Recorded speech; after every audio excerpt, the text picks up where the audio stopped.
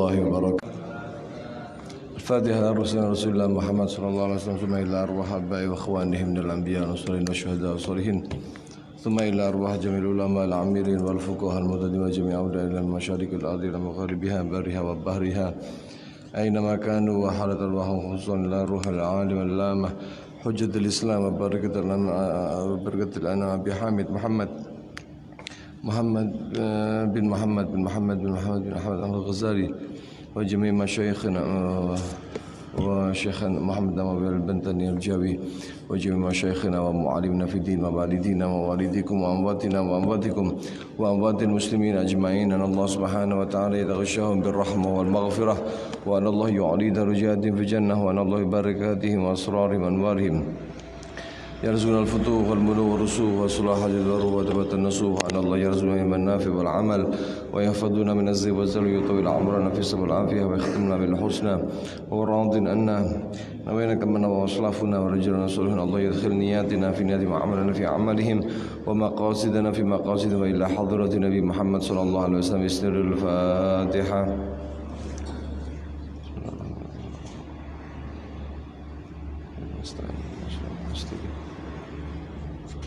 الذين تعاليهم والمغضوب عليهم ولا الضالين آمين.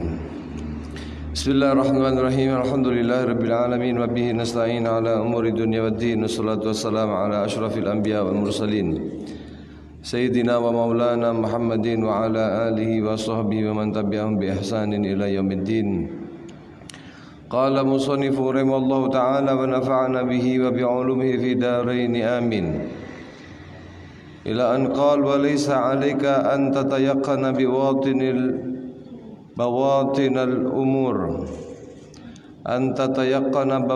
الأمور بل عليك أن تحترز مما تعلم أنه حرام أو تظن أنه حرام ظنا حصل من علامة ناجزة مقرونة بالمال. أما المعلوم فالظاهر، وأما المدنون بعلامة فهو مال سلطان ومال عماله ومال من لا كسب له إلا من نحاية أو بيع الخمر أو الربا أو المزامير وغير ذلك من الآلات اللهو المحرمة. فإن علمت أن أكثر ماله حرام قطعا فما تأخذه من يده، وإن أمكن أن يكون حلالا فهو حرام، لأنه الغالب على الظن. ومن الحرام المحض ما يؤكل من الأوقاف من غير شرط الواقف، إلى آخر ما قال الإمام الغزالي. Para rawuh, para hadirin, ugi para hadirat, para jamaah, khususipun jajaran takmir Masjid Al-Islah ingkang kawula mulyakaken, ingkang mugi tansah dipun mulyakaken dening Gusti Allah kanthi sehat afiat fi khair wa lutuf. Nglajengaken pembahasan kajian dari kitab Bidayatul Hidayah lil Imam Al-Ghazali. Masih masalah perut, kemaksiatan perut. Perut menika adalah di antara dua hal yang terpenting untuk dijaga. Kanjeng Nabi sallallahu alaihi wasallam menika dawuhaken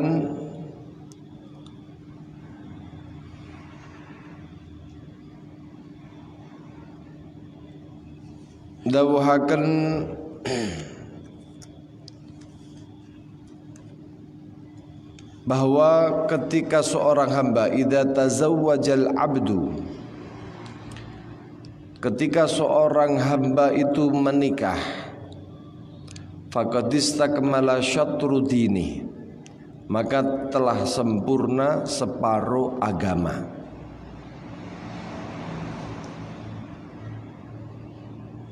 Falyattaqillah fi syatril baqi, maka bertakwalah dari separuh selebihnya. Niki beberapa ulama mengatakan, kenapa kok menikah itu menjadi sebuah kesempurnaan separuh agama?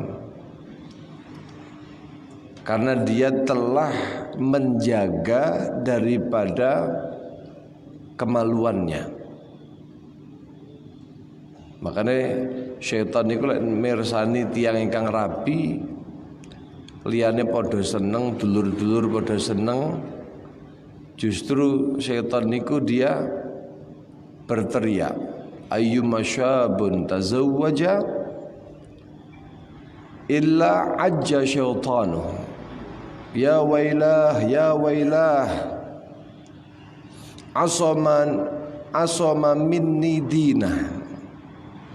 Niku syaitan yang biasa menggoda seorang yang menikah tadi. Sebelum dia menikah dia itu berhasil terus menggoda, tapi begitu dia menikah, niki syaitan niku langsung berteriak, celaka, celaka, dia telah menjaga dariku perkara agamanya. Nah, pertanyaannya separuh yang lain itu di mana? Sebagian ulama mengatakan separuh yang lainnya itu adalah di perut. Urusan apa? Perut. Sementara ulama yang lain mengatakan lisan,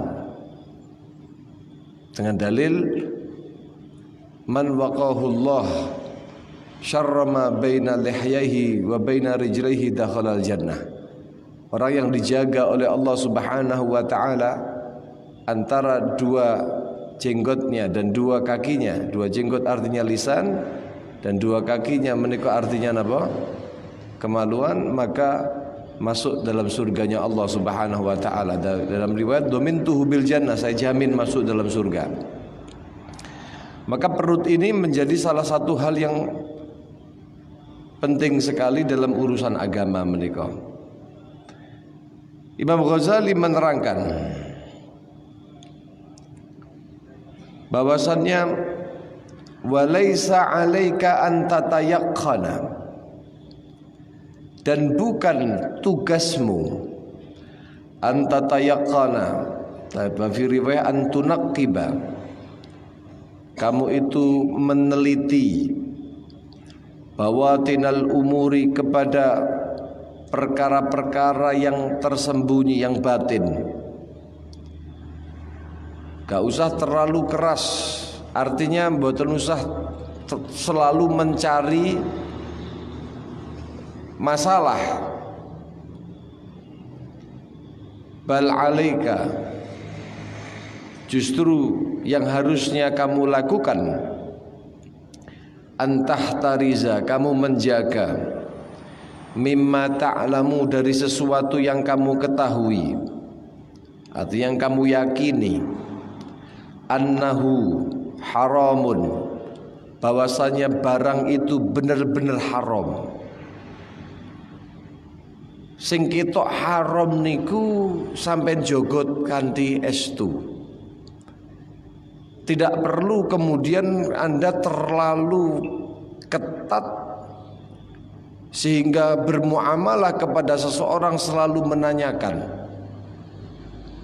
ini saya jual beli kepada seseorang, ini uang yang buat beli saya ini uang apa? Padahal dia tidak kenal.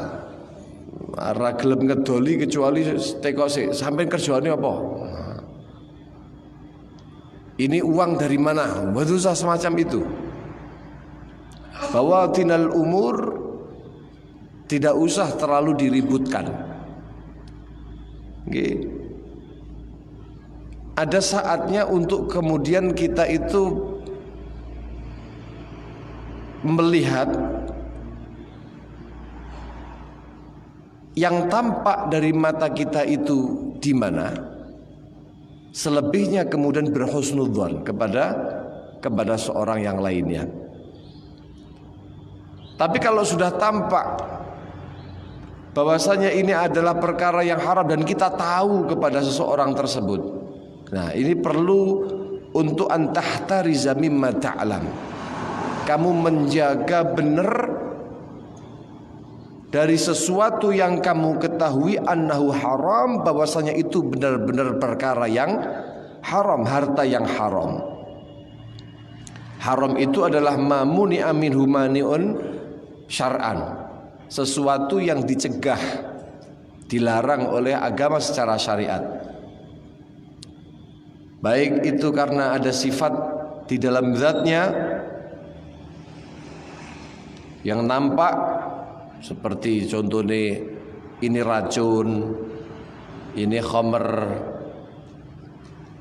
atau yang lain sebagainya, atau yang khafiyah, sesuatu yang tersembunyi, ya, sesuatu yang tersembunyi. Semisal apa? Napa menika sembelian orang yang tidak Islam. Anda hidup di wilayah yang jarang atau minoritas Muslim, maka di situ harus kawula panjenengan hati-hati, ya, hati-hati daripada sembelian-sembelian mereka. Oh, mboten terus kemudian kita terus nang Jepang. Oh, wis husnudzon mawon. Lho husnudzon karo sapa?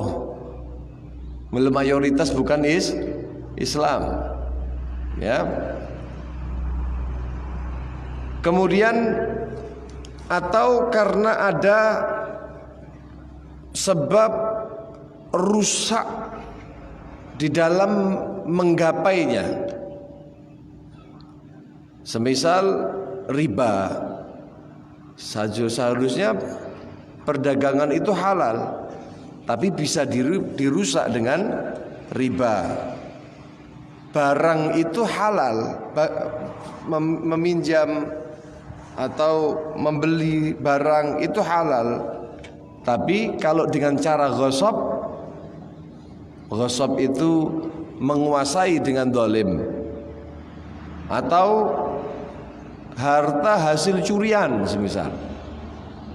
Nah, di situ kita juga harus hati-hati menjadi penadah. Nah, curanmor, jual motor murah. Nah, kenapa kok murah Pak? Oh, ini nggak ada STNK-nya, nggak ada BPKB-nya. Lah, dari situ terus orang mboten kemudian apa dhewe niku napa? Akhirnya malah gampang husnudzon mawon lagi. Enggak, padahal sudah jelas ada alamatnya. Alamatnya apa? Ya mboten wonten BPKB ini, mboten wonten STNK ini. Ngaten niku berarti cenderungnya adalah motor curian.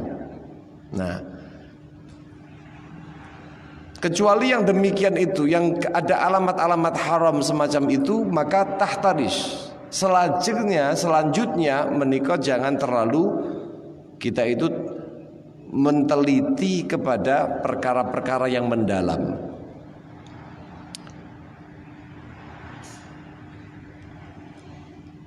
Autadunnu, yang kamu juga harus hati-hati adalah autadunnu, ketika kamu itu menyangka annahu haramun, bahwasanya barangnya itu adalah haram, dhannan, dengan satu prasangka yang mendominasi. Hasala min alamatin najizatin, yang dia mendapati daripada sebuah alamat najizatin yang tampak, yang jelas, dhahirah, makrunatin bil mali, yang membersamai alamat tersebut dengan benda yang diperjualbelikan atau yang diberikan kepada kita. Dan ini masuk kepada perkara yang haram. Bahkan Imam Ghazali mengatakan ini bahwa termasuk haramun mahdhun, haram yang murni, Kenapa? Karena ghalabatud dzan itu menurut Imam Ghazali niku tajri majral ilmi. Dia itu lebih cenderung mengarah kepada satu ilmu, satu pengetahuan. Pengetahuan terhadap satu barang bahwa niki adalah haram. Ketika ada satu prasangka yang kuat, itu masuk di dalam hukum, pemberian hukum-hukum dalam fikih. Walaupun ada beberapa ulama yang mengatakan itu bukan masuk kepada haramun mahdhun niku, tapi kepada napa yang syubhat, tapi disangkal oleh Imam Ghazali. Kalau seandainya itu termasuk yang syubhat, kamu nggak punya prasangka yang sekuat itu. Kalau yang mengatakan syubhat, alasannya li'annahu lam yujad minhu yaqin fil hurmah. Karena memang nggak ada keyakinan 100% di dalam keharaman satu barang tersebut, maka masuk kepada syubhat. Walaupun dia prasangkanya kuat, tapi Imam Ghazali mengatakan apa? Kalau sudah dhannan ghaliban, yang lebih mendominasi adalah prasangka bahwa itu adalah haram, maka itu disebut haram, masuk kepada perkara yang haram. Amal ma'lum, adapun harta yang telah diketahui, diyakini tentang keharamannya, fadhahirun, maka ini sudah jelas. Ya, sudah jelas haram berarti.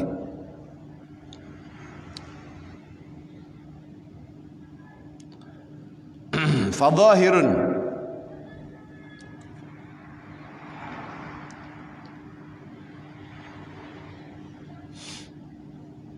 Semisal kados dene perkawis ingkang diambil dengan tarodhi, saling ridho, jual beli.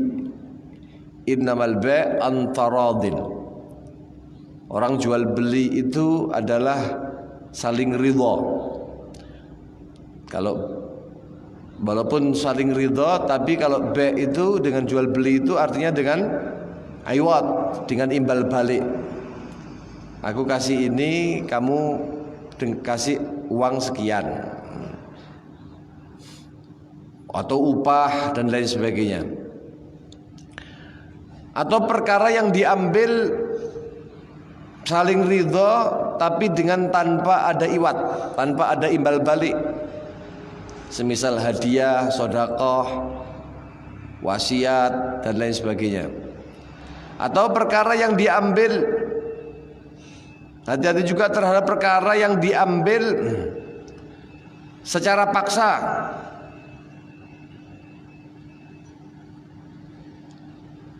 Bisa jadi karena sukuti ismah,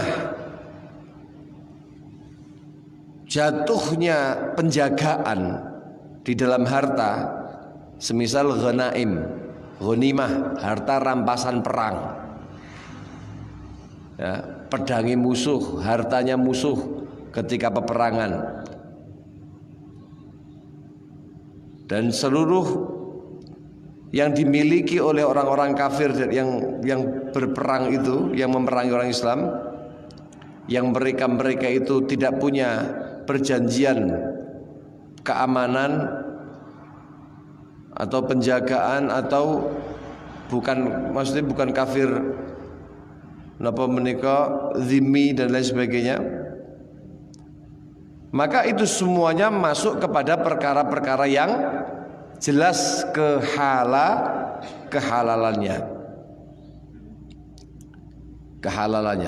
Masalah ghanimah tadi menika menjadi halal ketika dikeluarkan khumusnya, 1/5 daripada bagian tersebut, dan dibagi kepada kaum muslimin secara adil. Ya, kepada yang berhak ya, secara adil. Atau ada lagi perkara yang halal itu semisal jalannya adalah dengan istihqaqul akhid, karena yang ngambil itu berhak. Semisal apa? Zakat, dan dia menjadi termasuk orang-orang yang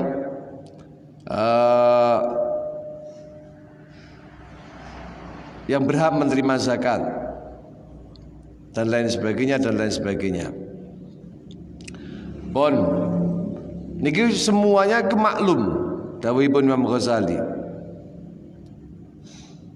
Semisal itu maklum. Wa amma, sekarang yang menjadi pembahasan. Wa ammal madhnunu, adapun perkara-perkara yang ada prasangkanya. Jadi yang pertama, kita menjaga diri dari perkara yang jelas statusnya. Ada alamat-alamat yang zahir bahwa ini adalah perkara yang haram, kita jauhi. Yang halal kita cari. Ngerti nggih?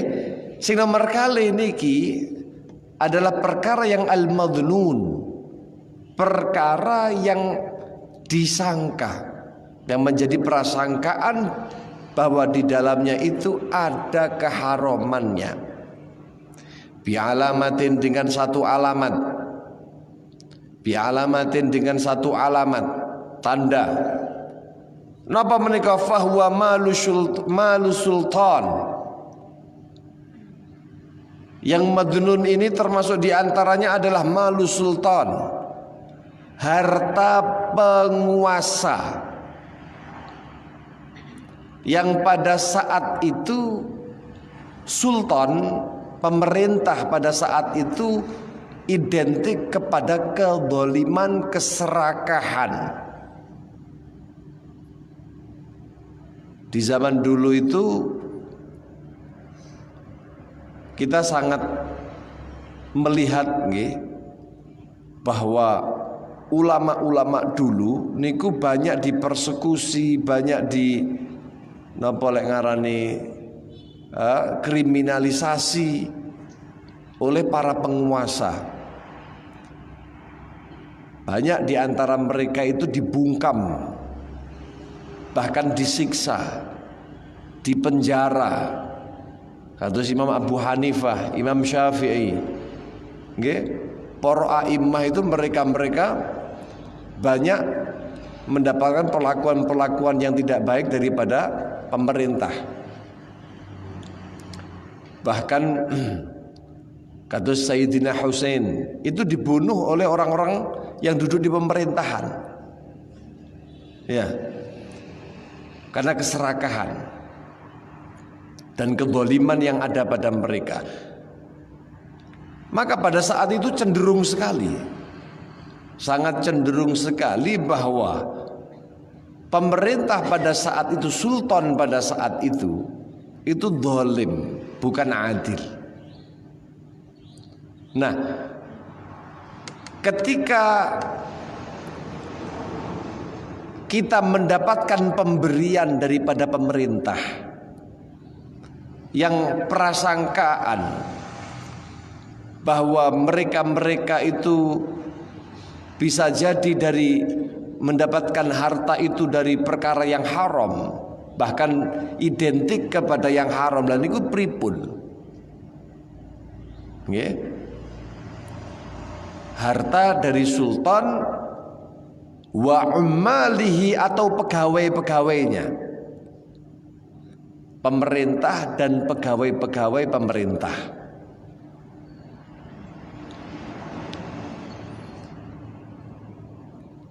Lek teng Arab niku namanya sultan, lek teng pundi Turki namanya pasha, ngaten ya. Mahmud Pasha, nah niku. Lek teng mriki ya napa jenenge pemerintah ngaten niku. Pokoknya sing yang ikut di dalam merawat atau berkuasa pada satu negara atau satu kota, atau setiap apapun yang qaim maqamahu, yang berdiri pada kedudukan mereka. Naam. Niku pripun lek awak dhewe niku angsal yotro, angsal pemberian, mendapatkan hadiah daripada mereka, niku kados pripun? Karena tidak ada keyakinan 100%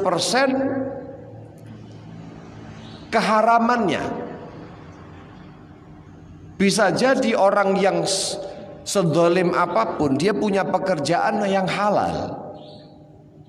Selain dari pekerjaan yang haramnya niku nggih duwe sawah, juga punya penghasilan daripada yang lain.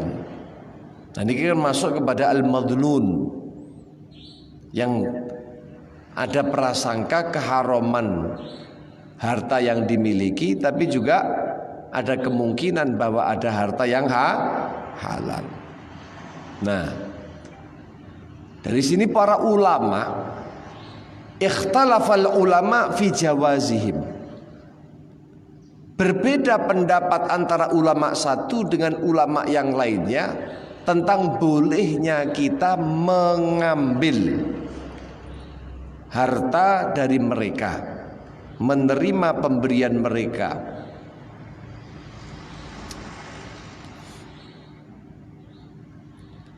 Fakila,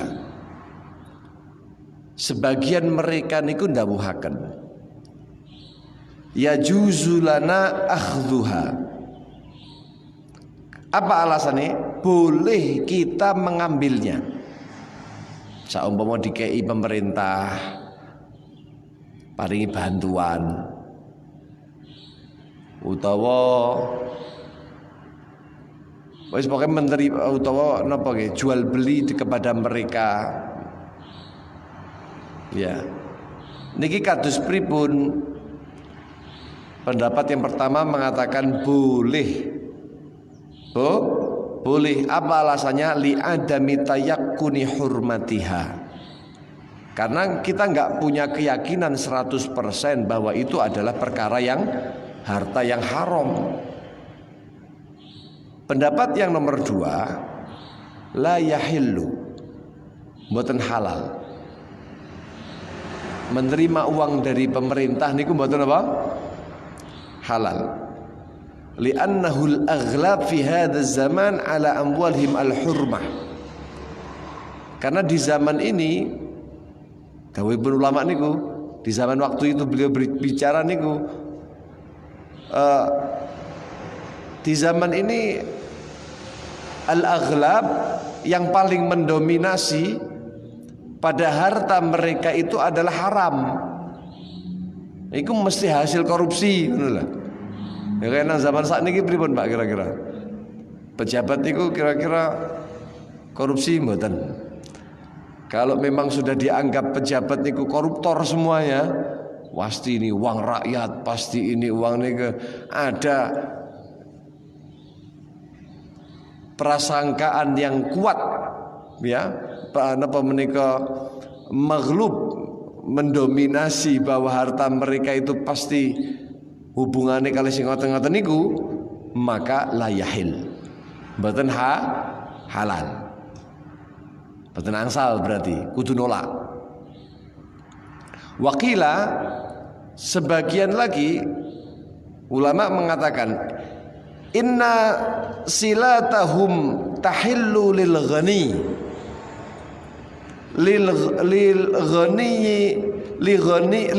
lil ghaniyin wa faqir. Silah pemberian daripada mereka, apresiasi yang diberikan oleh mereka, sultan, pemimpin, itu halal bagi seorang yang kaya maupun orang yang fakir, orang yang miskin, orang yang nggak punya orang yang lemah. Idza lam yatahaqqaq annaha haram. Pokoke mboten jelas genah gamblang bahwa harta yang diberikan itu adalah dari yang haram. Wa inna mattaba'a 'alal mu'ti niku urusane mangke teng akhirat urusane sing dosane niku sapa? Ya sing urusane sing ngekei. Udu urusane sing dikei. Sebagian ulama lagi berpendapat la yahillu min amwalihim syai'un li ghaniyyin wala faqir. Enggak halal babar blas dari hartanya penguasa itu sedikit pun, baik diperuntukkan untuk seorang yang kaya maupun orang yang miskin. Kenapa? Idhum mausumuna bidzulmi. Karena mereka itu labelnya itu sudah terlabelkan dengan kedaliman, dengan kezaliman yang dilakukan oleh mereka. Wal ghalib ala amwalihim al haram. Maka dan yang mendominasi pada harta mereka itu ya berarti keharaman. Maka wal hukmu lil ghalib. Maka hukum ini berlaku kepada yang ghalib, yang mendominasi. Terakhir, sebagian ulama mengatakan yahillu dzalika lil faqir faqat. Halal tapi berlaku hanya kepada seorang yang membutuhkan saja. Ngeles kena ngaten iki terus akhirnya mengaku fakir. Nggih. Aku membutuhkan. Saya kan butuh. Berlaku halal hanya kepada orang yang fakir. Illa ayya'lama annahu ainul ghasab, kecuali kalau seandainya dia itu mengetahui benar-benar bahwa harta yang diberikan itu adalah memang benar-benar barang gosopan, barang-barang rampasan semisal. Maka nggak boleh dia mengambil harta itu kecuali diambil untuk dikembalikan kepada orang yang dighasab. Seumpama diberikan barang, ini hadiah dari raja buat kamu, dan dia dalam kondisi membutuhkan. Subhanallah, dia kenal dengan barang ini. Loh, iki barangnya Pak Non iki. Nggih kula tampi, diterima. Untuk apa? Untuk dikembalikan kepada yang dighasab. Itu boleh. Walaupun dia tahu ini benar-benar haram, diterima boleh, tapi untuk dikembalikan kepada yang memilikinya. Naam. Wala haraja 'alal faqir. Tidak ada masalah bagi seorang yang membutuhkan itu ayakhudha min anwali sultan, untuk mengambil daripada hartanya penguasa, li annaha in kanat milkuhu fala raiba fi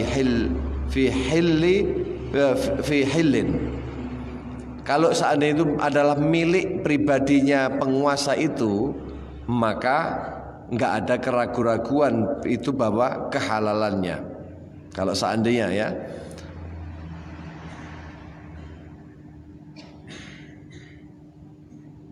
Kalau seandainya harta itu yang diberikan oleh penguasa itu ternyata adalah harta fek.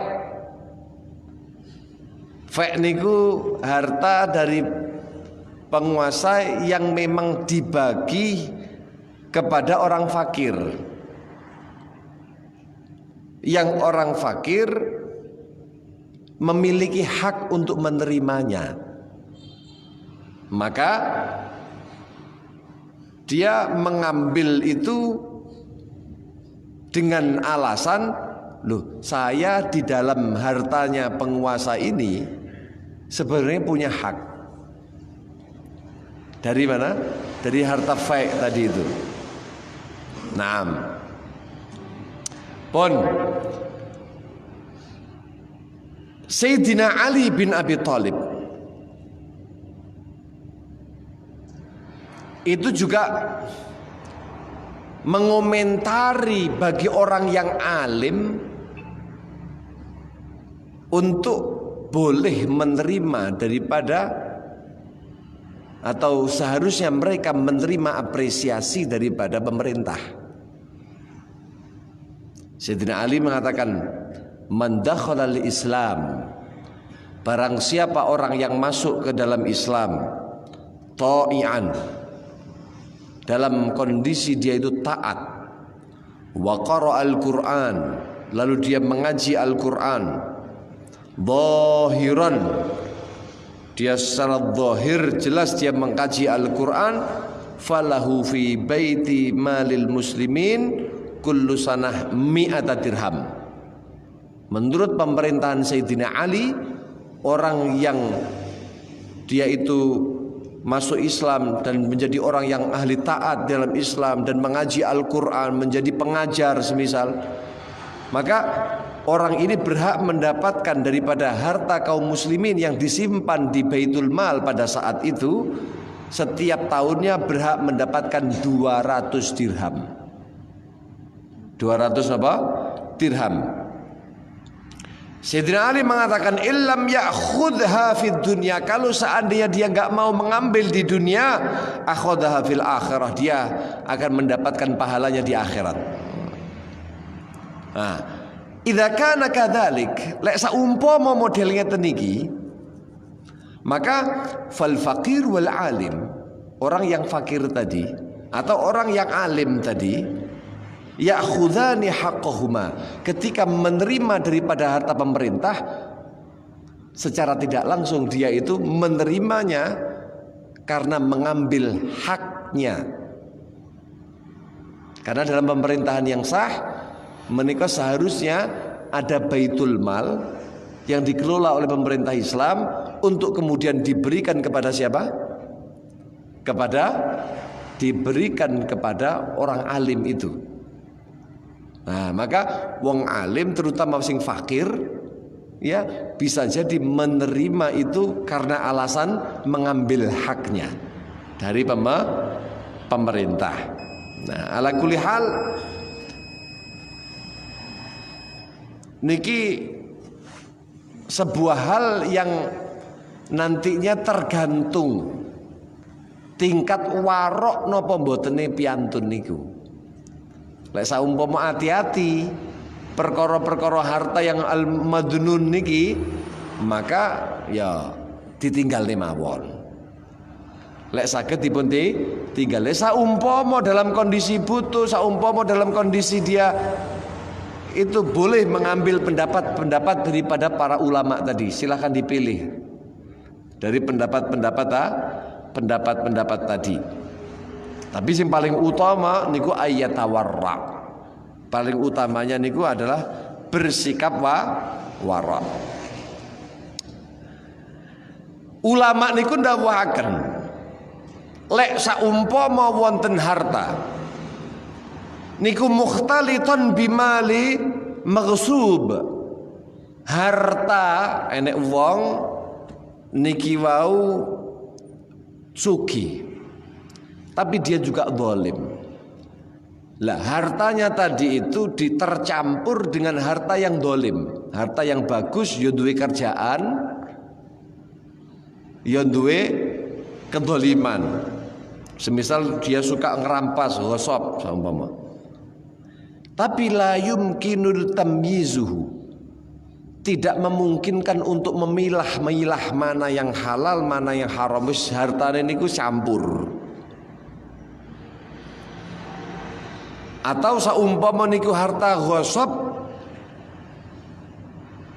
harta rampasan secara paksa, tapi mboten mungkin saged dibalekne kepada pemiliknya dan keturunannya saumpama. Maka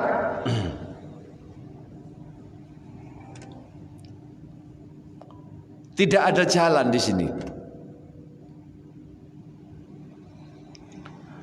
Tidak ada jalan napa menika kecuali dia itu mensedekahkan dengan harta tersebut.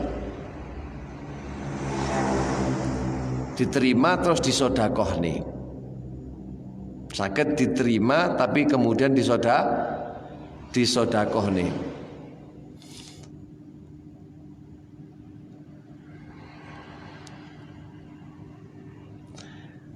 Datang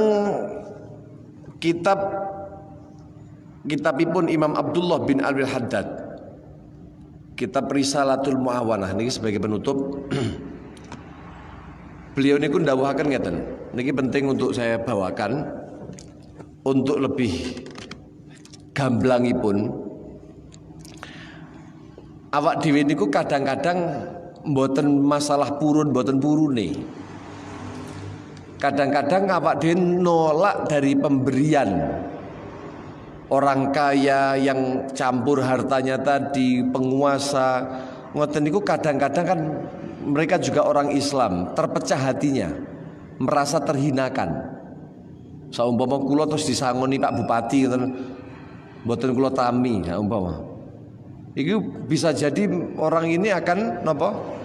Pecah hatinya, dia gelo. Apa saya dianggap bajingan apa piye kok Habib gak gelem nrimo iki. Beliau mengatakan wa iyyaka antukassira qalba muslim, hati-hati kamu memecah hatinya orang Islam. Biraddi soniatihi, dengan kamu menolak daripada pemberiannya bisoniati alaih. Wa anta ta'lamu annal wasil ilaika ala yadihi innama huwa minallah hakikatan. Sementara kamu mengetahui bahwasannya yang menyampaikan rizki kepada kamu lewat tangannya orang itu adalah hakikatnya rizki itu bukan dari orang tersebut, tapi itu adalah dari Allah. Wa innama huwa wasitatun, dia itu hanya sebagai perantara musakhkharun makhurun, yang dia itu ditundukkan oleh Allah Subhanahu wa taala. Di dalam hadis man atahu syai'un, Kanjeng Nabi dawuhaken orang yang didatangi sesuatu min ghairi mas'alatin, dengan tanpa dia meminta, walastishrafi nafsin faraddahu fa inna ma yarudduhu 'ala Allah. Dia itu barang siapa datang kepadanya suatu pemberian tanpa ia meminta atau menunjukkan keinginannya, enek gelagat-gelagat nyindir-nyindir, nggih. Nyindir-nyindir jaluk utawa gelagat-gelagat saumpamana ki kok garing niki gak jaluk tapi enek gelagat-gelagat model ngoten niku, dengan tanpa semacam itu minta atau dengan gelagat.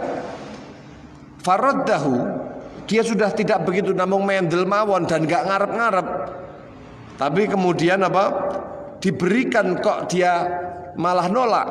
Maka dawuhipun Kanjeng Nabi fa inna ma yaruddu 'ala Allah, orang yang demikian itu sesungguhnya dia menolak pemberian Allah Subhanahu wa ta'ala. Niki lek nggak enek masalah, Pak. Niki lek nggak enek masalah. Jadi lek saumpama yang memberikan kepada kita itu orang yang tidak punya kita sangka orang ini adalah hartanya haram dan lain sebagainya. Saumpama sampai nyangoni kula ngoten. Kula nyangoni jenengan saumpama. Mosok sampai dia arepe prasangka lek kula niku enek harta haram ngoten. Mboten nggih? Saya jenengan sangoni, saya juga nggak nyangka lek jenengan itu adalah pelaku-pelaku yang haram, kan mboten. Wong hadir pengajian kayak ngene ora mungkin wong sing seneng perkara-perkara sing haram, kan ngoten. Maka saya hendaknya menerima. Naam. Kenapa? Karena wa firraddi afatun azimah. Karena dalam menolak niku memiliki sebuah dampak yang akan besar. Apa itu? Wahya anal amah majbuluna ala ta'dhimi man yaruddu silatihim. Bahwasanya orang awam itu menjadi terkagum, ya.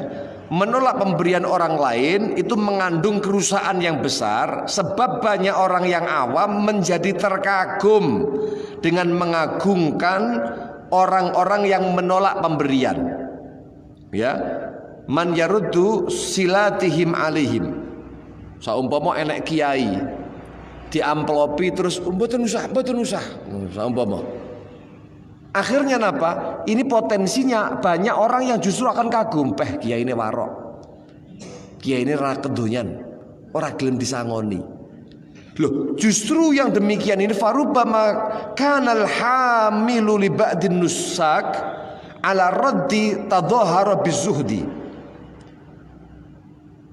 Padahal ada kalanya yang mendorong sebagian orang dari ahli ibadah, nusaknya ahli ibadah, menolak pemberian itu adalah keinginannya untuk memperlihatkan kezuhudannya. Oh, zuhud. Ya. Hirsan minhu ala husulil manzilati indahum. Untuk apa dia berlaku seperti itu? Ben tambah apik jenenge. Di video ini lihat kiai tidak mau nerima amplop. Tujuannya malah justru ada, kebanyakan orang malah justru ada apa? Keinginan yang demikian itu. Maka dengan dasar ini famin hahuna kana ba'dul muhaqqiqin, orang-orang yang punya ilmu yang mendalam, ya'khudhu min aidin nas, mereka itu menerima pemberian itu. Menerima apa? Pemberian lek diamplopi diterima. Dhahiran, secara nyata ini diterima. Tapi nanti setelah itu ada urusan lain bagi orang tersebut, summa yatasaddaqu bihi sirran. Kemudian diambil hartanya, disedekahkan secara sir, mboten usah jenengan umum-umum nih, engko urusane wong niki, urusane yang menerima tadi untuk kemudian diberikan kepada orang lain yang membutuhkan, disedekahkan untuk bangun pesantren, untuk bangun masjid, untuk bangun memberikan fakir miskin dan lain sebagainya dan lain sebagainya. Nah, niki lek mboten wonten tanda yang madnun tadi. Lek ana madnun tadi, maka kembali kepada seperti yang dibahas oleh para ulama tadi. Ngoten nggih? Paham nggih? Wallahu a'lam bissawab. Al-Fatihah. Alhamdulillah.